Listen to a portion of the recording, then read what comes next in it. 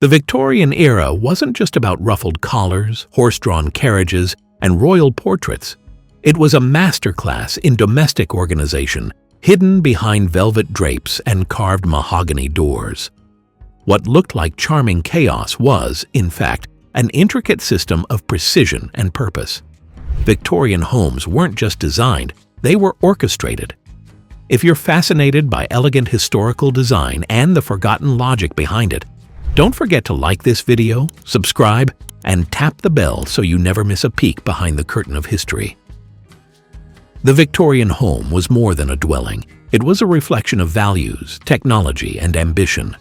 Spanning from 1837 to 1901, the Victorian era saw monumental changes in how people lived, worked, and decorated their spaces.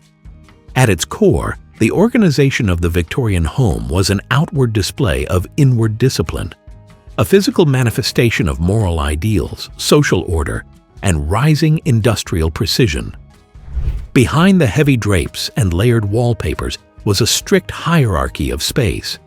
Public rooms like parlors and drawing rooms were curated displays of taste and respectability. Every ornament had a place. Every piece of furniture was symbolic. These rooms weren't just for entertaining, they were social stages.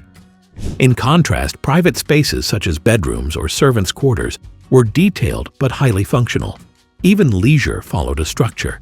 Each room had a designated purpose. The morning room was for casual visits, the drawing room was for formal receptions, and the dining room was for meals steeped in ritual. Nothing was accidental. Even hallways were meaningful, often decorated with mirrors and plants to visually extend the home's refinement.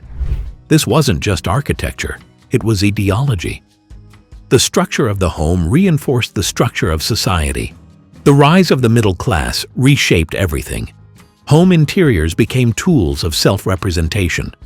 Organization wasn't just a necessity, it became a way to express upward mobility. Furniture, drapery, and decorative items followed rules of placement and pairing, forming a visual language of refinement. Rooms were arranged around symmetry and intention, furniture aligned with fireplaces. Chairs are grouped to promote conversation, lighting layered, gas lamps, chandeliers, and eventually electricity, each contributing to a calculated ambience. Even books were ordered by height or binding to achieve visual harmony. Storage was ingenious. Ottomans doubled as linen trunks, beds contained drawers, built-ins disguised with paneling. Dressing tables, writing desks, and sewing kits had hidden compartments. The organization was small and often invisible. Decorative layering was part of the logic. Cushions grouped, drapes tiered, rugs overlapped to define zones. Wall art followed a hierarchy, portraits at eye level, mirrors to reflect light, and landscapes placed to expand perceived space. Victorian decor wasn't clutter, it was a controlled system. Ceramics, wallpaper, art, and textiles weren't random choices. They carried moral and cultural weight. Objects were placed in deliberate groupings, books with globes, fans with lacquer boxes. The home became a curated map of the family's world. Technology influenced this design. The rise of cast iron allowed for ornate yet functional furniture. Gas lighting changed how rooms were used. Plumbing redefined kitchens and bathrooms, splitting clean and waste zones. Each new innovation forced a reorganization of domestic space. The spread of department stores and mail-order catalogs made once exclusive furnishings accessible. That created new challenges: how to store, clean, and present everything properly. Manuals emerged to teach the art of organization, how to fold linens, arrange a parlor, or set a pantry. The organization extended beyond the visible. Pantries were labeled and regimented. Servants kept household diaries. Kitchens ran on timetables. Laundry rooms were divided into soaking, scrubbing, and drying zones. Everything followed a system of flow, from clean to used, from front to back. Even the garden followed rules. Paths aligned geometrically. Flower beds were seasonal and color-coded. Fences and hedges divided public display from private retreat. Victorian gardening was not wild, it was structured nature. Most telling was how Victorians mapped emotion and morality onto space. Studies were dark and masculine. Nurseries were soft and bright. Color and layout reinforced gender roles and emotional tone. Every detail, even the placement of a teapot, reflected a broader cultural logic. By modern standards, Victorian homes can seem excessive, but beneath the surface lay a precise and often rigid logic of order. What seems like an aesthetic flourish was, in fact, a map of values, identity, and social code. While much attention is given to the decor and layout of Victorian homes, it's impossible to understand their organizational brilliance without acknowledging the engine that powered them. Domestic staff. From butlers and housekeepers to kitchen maids and scullery girls, Victorian homes, particularly those of the middle and upper classes, function like well-oiled machines precisely because of a rigid hierarchy among servants. The largest estates had dozens of staff members, each with strictly defined roles. Even modest townhouses often employed a maid-of-all-work or a cook-housemaid pair.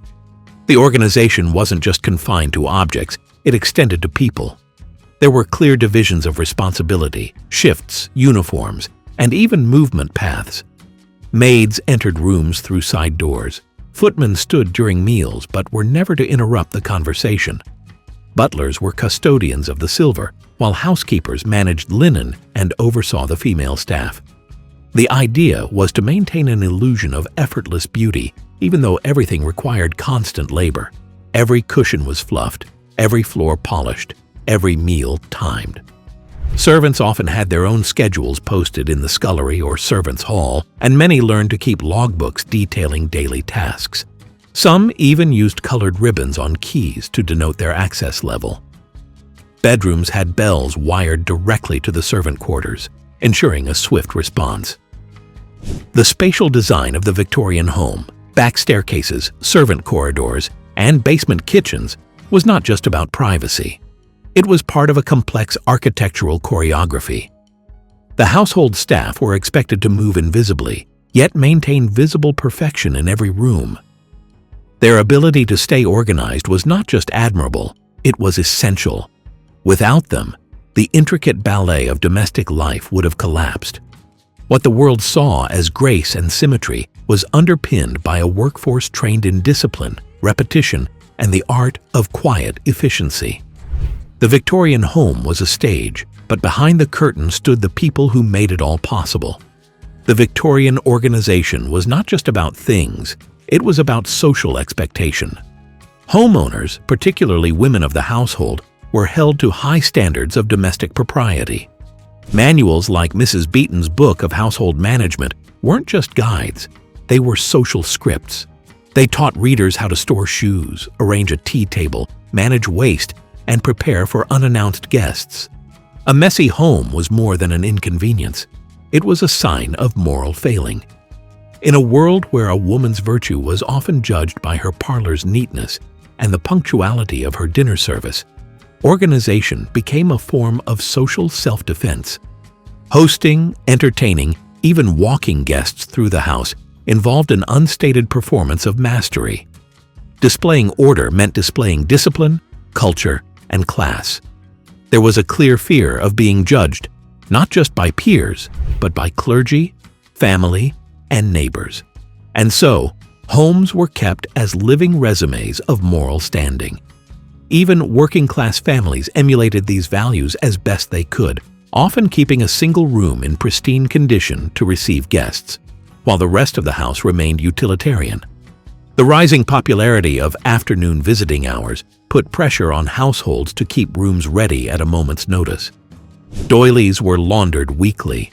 Spoons had to be polished. Etiquette books offered exact measurements for how far a tablecloth should hang and how many inches apart cutlery should be laid. It was domestic precision bordering on performance art. What might look like decorative excess was actually an elegant form of control. The Victorian home was a system of order, expression, and aspiration.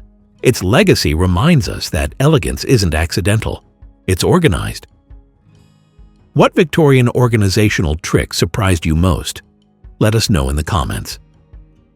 If you enjoyed this dive into the hidden systems behind history's most stylish homes, like the video, subscribe, and ring the bell.